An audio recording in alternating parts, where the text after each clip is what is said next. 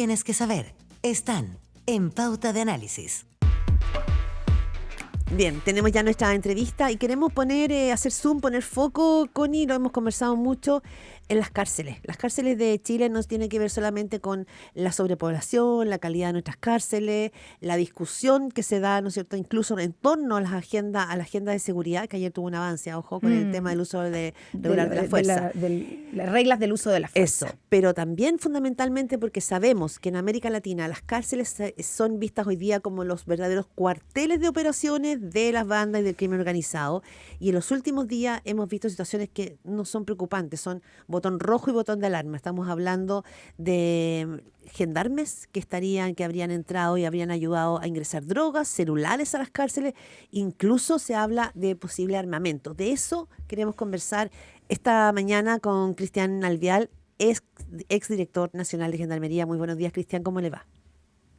Muy buenos días, estimada Claudia y Connie, un gusto saludarles. Hola Cristian, lo escuchamos y lo vemos también para los que nos están también siguiendo por el streaming de Pauta de Análisis. Bueno, partamos, yo quería preguntarle primero como un análisis general, porque hemos tenido, como dice Claudia, varias noticias e informaciones que son preocupantísimas, son muy preocupantes de lo que está pasando en nuestros penales. Una pregunta general mirando desde afuera y con la experiencia que usted tuvo como director nacional de Gendarmería. ¿Está el Estado chileno, tiene el Estado chileno el control de las cárceles y de lo que pasa al interior de las cárceles chilenas?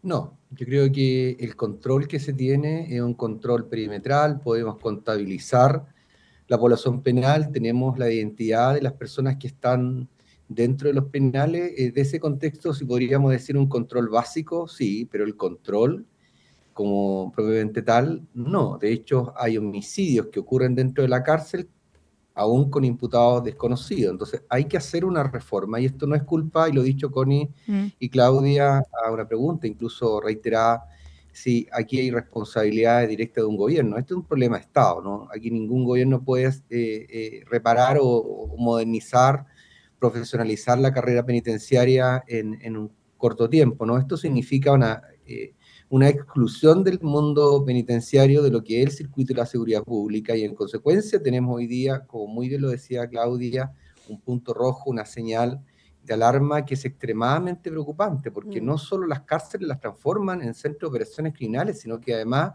están tras el mercado cautivo de la cárcel, en donde ellos pueden comercializar droga, alcohol, teléfonos celulares. Entonces se enriquecen estas organizaciones criminales en espacios carcelarios. Entonces ahí hay un problema complejo. Cristian Alvial, exdirector nacional de Gendarmería, todo eso que usted dice es cierto y lo vemos, es cosa de mirar nuestra región, es cosa de mirar todos los países vecinos para darse cuenta, sobre todo si uno sigue subiendo, digamos, hacia el norte, de que las cárceles son un lugar muy complejo si uno quiere de verdad enfrentar el crimen organizado. Pero en esto, y ahí lo quiero llevar en su experiencia como exdirector de Gendarmería, el tema aquí, el dato de esta semana, tiene que ver con el rol de los gendarmes. O sea, cuando tenemos la información de que aquí hubo una operación conjunta en las cárceles, en que un operativo bastante grande, en que dejó 9 gendarmes detenidos. Es decir, ¿a qué están expuestos hoy día los gendarmes? Estamos hablando de que aquí había una ayuda para ingresar droga, armas. Ese va a ser un tema clave. Para que la cárcel sea un centro de operaciones va a necesitar aliados, y esos aliados podrían llegar a ser algunos gendarmes. Entonces, hagamos foco en ese punto. ¿Cuál es la vulnerabilidad que está teniendo hoy día Gendarmería para poder hacerse cargo de las cárceles en las condiciones que usted señala que estamos viviendo?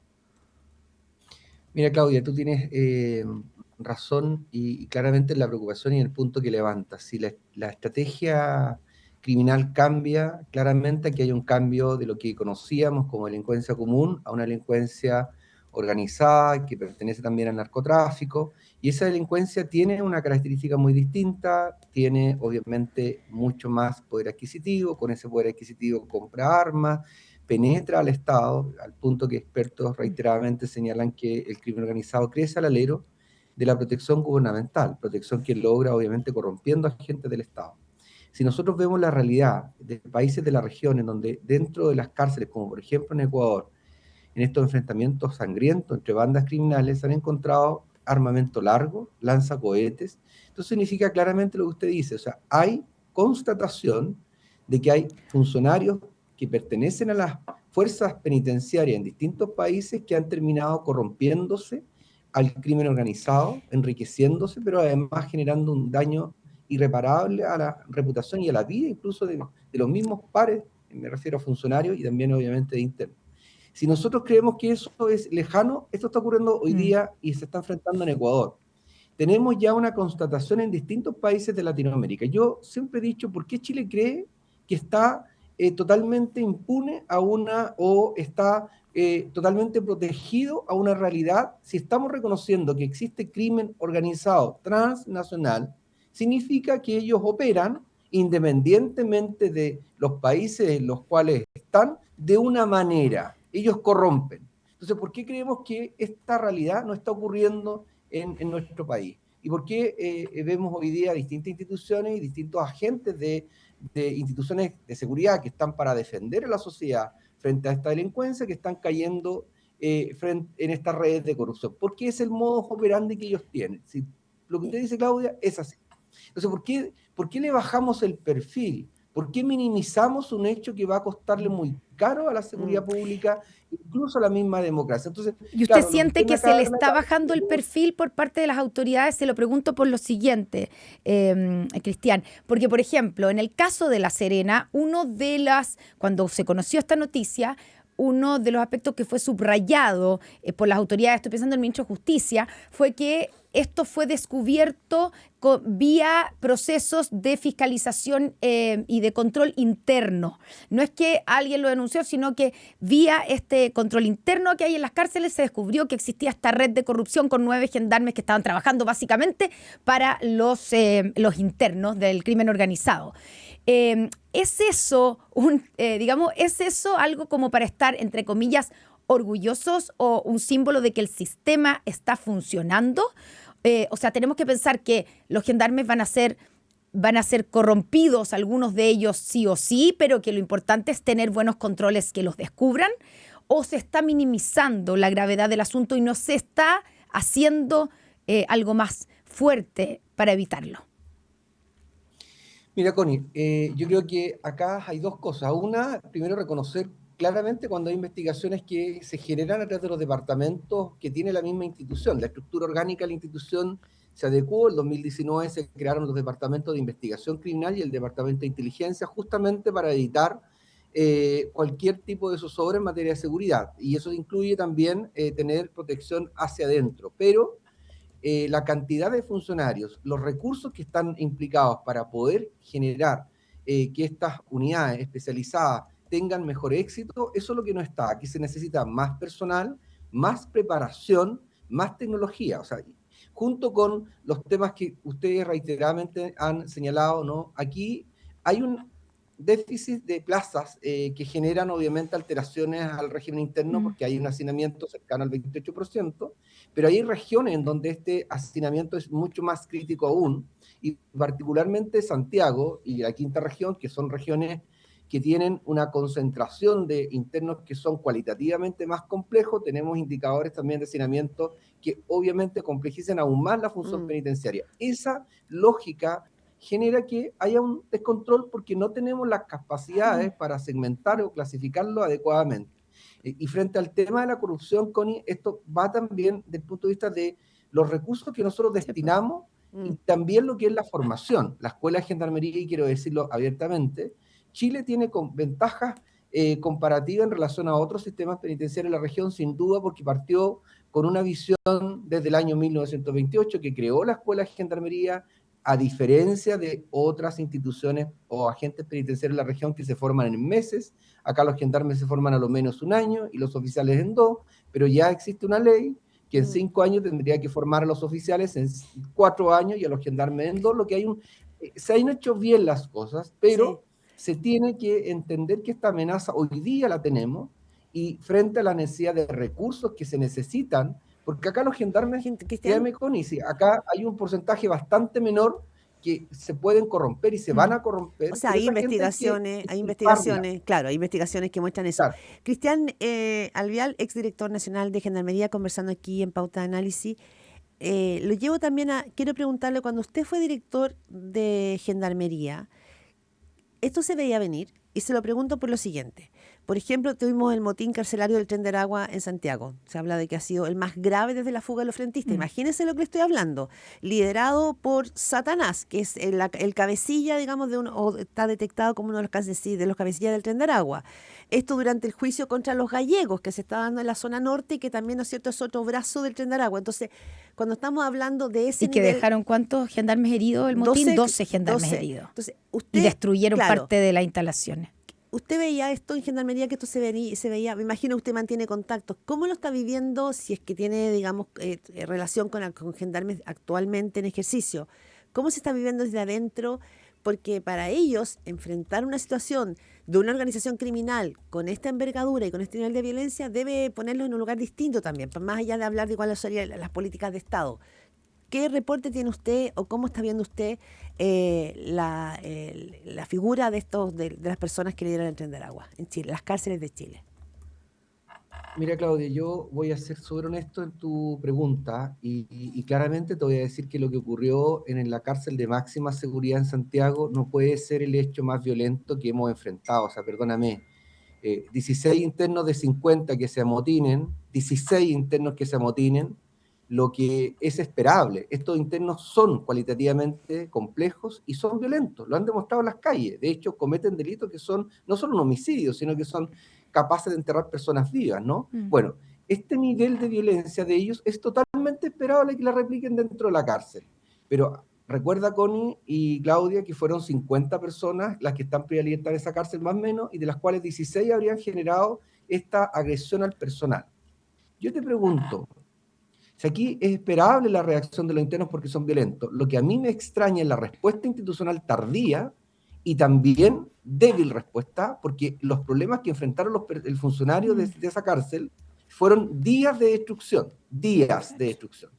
Si tú me comparas ese incidente con más de 2.000 internos que el 19 de marzo del 2020 se intentaron fugar de Santiago 1, donde se subieron arriba del techo 1.000 internos, y en donde hubieron muchos más funcionarios lesionados, y obviamente la respuesta fue inmediata, y la respuesta nuestra, estábamos ahí, no estaba solo yo ahí, estaba el subdirector operativo, el inspector operativo, estaban todos en esa unidad penal con fuerzas especializadas también, porque preveíamos que esto iba a ocurrir y teníamos información que iba a ser así. Lo mismo en Colina 1 el 2020, tuvimos 2 motines el 2020 también en Puente Pero Alto. Me imagino que los motines del Tren de Aragua deben ser, se me ocurre que son un poco distintos. ¿Un poquito más violentos tal vez? Sí, pero mira, acuérdense ustedes que en Santiago 1, cuando participaron en este intento de fuga el 19 de marzo del 2020, también habían extranjeros que no estaban lo suficientemente clasificados, pero tenemos claro que los hechos son violentos, pero acá la respuesta institucional desde mi perspectiva fue bastante lenta y la señal de apoyo al personal también se demoró demasiado. Acá se tienen que tener medidas inmediatas. Ellos no pueden doblegar la normativa, no pueden destruir la unidad de máxima seguridad. Se supone que ahí están, se supone, los delincuentes más violentos que tenemos, se supone, porque pueden haber otros en otras cárceles que están en una lógica más de ocultos, ¿no? Pero bueno, se supone que están ahí. ¿Cómo pueden estos 16 internos destruir todos los días una cárcel que costó una inversión bastante significativa sin que haya habido una respuesta institucional más firme e inmediata? Eso uno claramente siente desde mi experiencia que ahí faltó una decisión institucional más inmediata y firme. Los reos de este tipo no pueden hacer lo que hicieron en esta cárcel, porque es el último recurso que tiene el Estado para terminar carreras criminales, terminar con la reincidencia, ojalá dentro de los objetivos institucionales está ahí, y también la violencia. Si no pueden ejercer violencia contra los funcionarios de Gendarmería, si están en una cárcel de máxima seguridad, algo tenemos que revisar, ¿no? Desde lo procedimental y también desde lo normativo. Yo creo que acá también es necesario, Connie y Claudia, ¿sí?, un manual, mientras esto no se legisle, ojalá se legisle, pero mientras tanto modificar particularmente el artículo 28 del 518, que es el reglamento de establecimientos penitenciarios, para que el personal tenga un respaldo para actuar también frente a este tipo de situaciones. ¿Qué significa eso en concreto? ¿Qué el respaldo? Que puedan no sé, digamos, cuando hablamos del respaldo, ¿qué es lo que debiera cambiar en la respuesta? Porque yo entiendo lo que usted dice, Cristian, de que los motines van a ocurrir, han ocurrido siempre, o intentos de motines. Y en este caso, además, estamos hablando de delincuentes, digamos, crimen organizado, que son mucho más agresivos y violentos. Claro. Entonces, no podemos esperar que eso no ocurra o no pensar ser ingenuos que esto no va a ocurrir. Pero usted dice, el punto está en la respuesta tardía, pero ¿qué significa una respuesta a tono, digamos, o a la altura de la peligrosidad de estos personajes? ¿Qué se debería modificar? ¿Es la cantidad de funcionarios que están ahí adentro cuidándolos? ¿Es para evitar el tema de la corrupción, subirle los sueldos a los gendarmes? Es ética. Claro, la formación, dijo Cristian Albial. Pero acaba de decir también, Cristian Albial, acaba de decir recién el darles, permitirles que en el fondo se defiendan, ¿o no? ¿A qué se refiere con eso, concretamente? Connie, mira, lo acabas de decir muy bien tus puntos en todo caso. Mira, punto uno, claramente lo que se ha hablado de la formación, ¿no? ¿A quién estamos enfrentando? Cuando yo te digo el respaldo normativo, significa que tiene que haber un régimen diferenciado de reclusión que establezca horas de encierro, las horas de patio, horario obviamente de salida diferida al patio. La cantidad de funcionarios y la formación de estos funcionarios es extremadamente importante. Siempre ¿Y es precaria hoy día? Conocido, ¿Es una formación precaria hoy día para estos objetivos? Creo que, mira, aquí hubieron algunos actores dentro de la institución que negaron la existencia del crimen organizado, ningunearon cuando uno hablaba de crimen organizado cuando era director, le minimizaron a todo lo que pudieron respecto a la amenaza que teníamos y la necesidad de reformular planes y programas, incluso de formación. Pero bueno, eso ya está. Hoy día tenemos lamentablemente esta constatación, pero resistencia también hubo, y esa resistencia uno se pregunta hoy día si era por ignorancia o era porque estaban ya corrompidos. Pero más allá de eso... Pero perdona, es que usted está haciendo algo, usted plantea de gente que no creyó del crimen organizado, o de usted dice, entonces no sé si hubo silencio o porque estaban cooptados. ¿De qué está hablando, Cristian Albial? No, estoy hablando que aquí hubo resistencia dentro también de Gendarmería de algunos actores institucionales que desconocían o derechamente ellos nunca tomaron en serio esta amenaza, Claudia. Cuando uno hablaba de crimen organizado se burlaban, hacían publicaciones, el crimen organizado no existe en Gendarmería, peliculero, esos eran los términos que se referían a algunos, incluso dirigentes de una de las asociaciones principalmente, ¿no? Yo creo que eso es lo que hoy día lamentablemente tenemos una constatación en Chile, y uno se pregunta si esa resistencia estaba por la ignorancia que tenían o derechamente porque estaban cooptados, ¿no? Pero puntualmente lo que decía Connie, no me quiero desatender de la pregunta, aquí se requiere, la cantidad de funcionarios se tiene que realizar en forma inmediata, también obviamente la formación de esos funcionarios, y también Connie lo que tú dijiste, también estos funcionarios que enfrentan este tipo de delincuencia tienen que tener un incentivo también económico, porque el trabajo particularmente con estos internos requiere de un incentivo también distinto, y lo normativo, que es, vuelvo a lo normativo, el respaldo normativo para que todos los procedimientos que se ejecuten dentro de este penal sean también un aval para los funcionarios, pero también para que los jueces, por ejemplo, cuando autoricen ciertas visitas, entiendan que hay una normativa particular para estos internos, y se entienda que estamos todos como Estado enfrentando una delincuencia que no conocíamos. Y eso se requiere coordinación también. De todas maneras. ¿No? Y lo que usted dice, ¿no? También la necesidad de que los permisos de los jueces de visita y todos estén digamos, alineados con el nivel de la amenaza que tenemos, porque hemos sabido, ¿no es cierto?, de situaciones que uno se queda como muy sorprendida por peticiones que han hecho algunos reos muy peligrosos de su sistema de visita. Pero bueno, el tiempo voló. Cristian Albial, exdirector nacional de Gendarmería, muchas gracias, porque esto es uno de los temas esenciales cuando hablamos, ¿no?, de la lucha contra el crimen organizado, las cárceles. Gracias, Claudia. Gracias, Connie. Gracias, Cristian. Muy buen día.